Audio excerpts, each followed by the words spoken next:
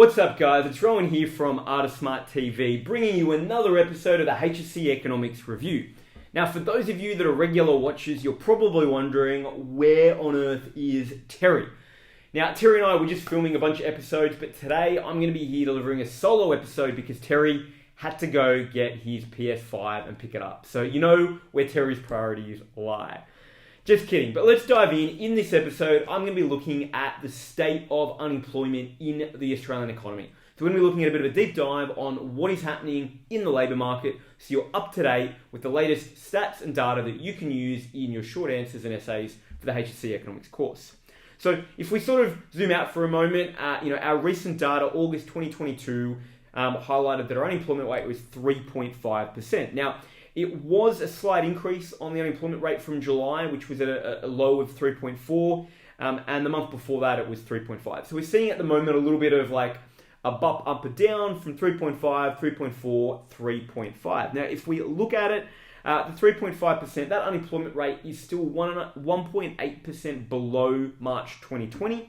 Okay, so relatively right, even though we saw a small increase, it is still incredibly low. If we zoom out and think about the fact that for many years the natural rate of unemployment was considered to be 5%, and then it got dropped to 4.5%, we're well below the past considerations of what the natural rate of unemployment was.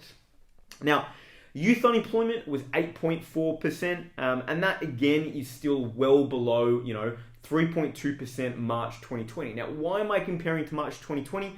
Well, because March 2020 was sort of the data we had before COVID really hit. So we're really trying to compare this to the pre-COVID numbers to get a sense of how we compare. Now, our participation rate also increased. It went to 66.6%. It's 71% for men and 62.3% for women. Underemployment rate is down as well. It's 5.9%, and that's also 2.9% below the March 2020 figures. So we can see overall that relative to pre-COVID, our current labour market, sort of conditions are a very different story. Now, underutilisation, that is where we look at the combination of underemployment and the unemployment rate, and we put them together. Okay, that is 9.4%. So think about, we've got the 5.9 plus the 3.5, that creates our 9.4%, and that is 4.7% lower than March 2020. So we can see here, guys, that overall the state of our labour market is in really good shape from a perspective of there's high demand for labour and we have very low unemployment, we've got low underemployment, low utilisation, and we've got high levels of participation. Now, what's sort of going on? Well, if we look at this, one of the things is that almost a third of businesses that employ people currently say that they're struggling to find staff in this environment, given that the unemployment rate is so low. And part of that is because for the first time on record, the number of job vacancies actually exceeded the number of unemployed people. So in other words, we've got more jobs that people are trying to fill than more available people in Australia in the economy that are unemployed to actually fill them. And so that's a challenging problem to have. Of course, on the one hand, it's great for people looking for work. On the other hand, though, it does create supply constraints for employers and for firms and businesses, which can also create some, just supply disruptions and inflationary pressures. Now, ultimately, the ABS estimated that even though we saw that slight uptick in the unemployment rate to 3.5%, 33,500 jobs were added to the economy, and the rate only rose because we actually saw an increase in the participation rate. So that's important to explain. Often what happens when you get an increase in the participation rate is you get a short-term increase in unemployment. And that's because when someone actively starts looking for work, they don't have a job immediately, right? They're actively looking, so they've gone from not being considered part of the labour force, right, to becoming part of the labour force. And ultimately, if they're actively seeking work, they now go from being hidden unemployed to unemployed until they find a job. So when you see a growth in the participation rate, it leads to, generally speaking, a growth in the short term, hopefully in the unemployment rate. Now, a lot of the reason why we saw a growth in the participation rate is you had some seasonal sickness, people sick, just due to the cold flu season during winter. Also, people away on holidays that have maybe come back that were now starting to look for work. There was also some structural issues though. So cost of living increases, encouraging some more people to go back into the workforce to get a job because things are getting more expensive. Interest rate rises, causing mortgage costs to go up, also causing some more people potentially to go back into the job market to look for work. Okay, and those really, go to see an increase in the participation rates. Now, ultimately, I think all of this shows, though, that the strength of the economy. There was a 0.8% increase in hours worked, right, which reversed the drop that occurred in July. Again, that drop in July was largely due to sort of, sickness, holidays, illness due to COVID and the winter flu season. So if we sort of zoom out for a moment here and we look at what's the sort of long-term sort of prognosis for unemployment, there's a couple of different perspectives, and economists don't really agree. You've got ANZ senior economist Catherine Birch saying, look, despite the slight increase in August, they're expecting the unemployment rate could fall to the high 2% by early 2023, which is just crazy to think of, particularly when we remember that we've been at low 4.9, 4.8, 5.1, 5.2% unemployment for years.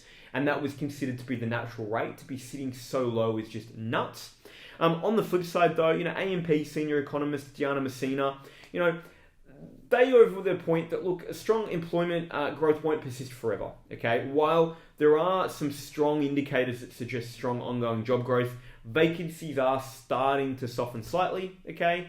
And ultimately, we're also seeing an increase in overseas immigration kick back in. So as part of one of the outcomes of the recent jobs summit, right, was an increase in the visa intake for skilled workers. It went up by from 160,000 to 195,000, and we are seeing a return of overseas workers back into the Australian economy.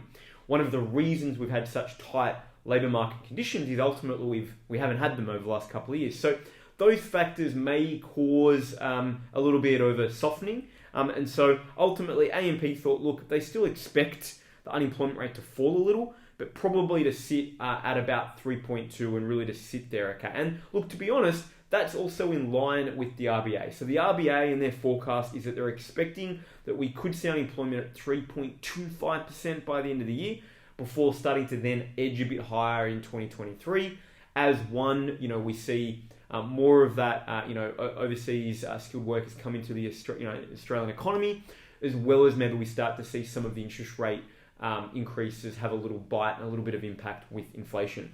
So there you have it, guys. A little bit of an update on really what's going on with the labour market right now from an unemployment and underutilisation and underemployment perspective. Ultimately, you can see that this, though, is not having some of the desired impacts yet on wage growth. So wage growth has increased.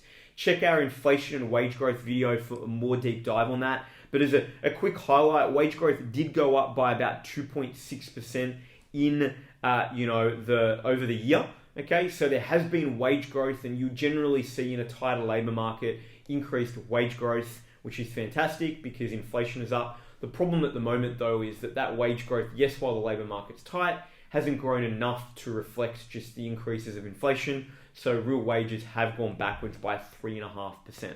So some concerning components, even though unemployment is looking really great, inflation's rip-roaring along at 6.1%, predicted to get to 7.8% by the end of the year, and real wages have still been falling despite these conditions. If you have any questions about unemployment, let us know in the comments below. In terms of prepping for your HSC exams, I think remember that unemployment is likely, based on our predictions, to potentially appear as a short answer question, right? So you're going to need to have some skills, but also be able to respond to some short answer questions and have a little bit of a sense of the current state of unemployment in the Australian economy. So it pays to make sure that you have this data down. Make sure, if you haven't, to subscribe. We'll have lots more HSC Economics review videos. If you have any questions, let us know. We'd love to help you. Otherwise, we will see you in the next video.